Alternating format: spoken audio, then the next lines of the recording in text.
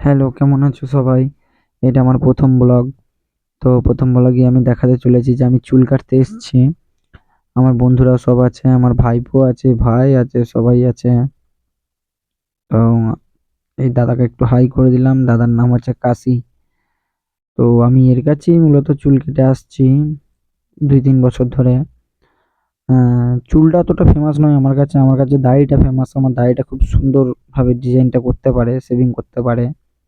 তো চুল তো আমি যেখানে সেখানে কেটে নিই। তবে দাড়িটার জন্য আমি এখানে আসি। এই হচ্ছে আমার লুকটা, দাড়ির এই অবস্থা।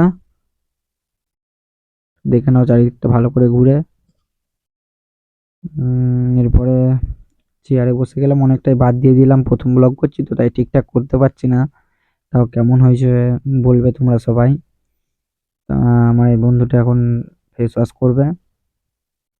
মুচকি মুচকি হাসি আমার দাদার।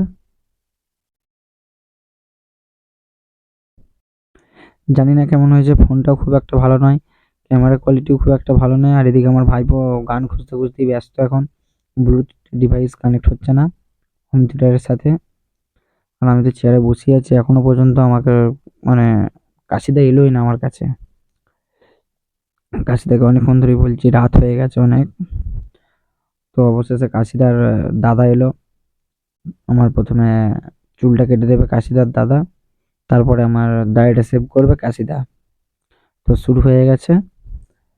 আমার দাদা খুব সুন্দরভাবে কাজ করছে। তো মাঝখানটা অনেকটা বাদ চলে গেল। তো দাড়িটা আমি শেষে দেখাবো ভালো করে। আমি একটু ফেসিয়াল করে নিলাম। আমার বন্ধুরা সব বাড়ি চলে গেছে। অলরেডি এখন বাজছে ৯টার কাছাকাছি।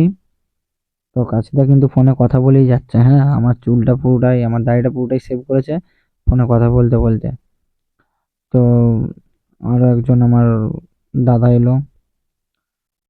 মূলত সারাদিন কাজ করার পর রাতের বেলাতেই আসা হয় আমাদের চুল দাড়ি কাটতে।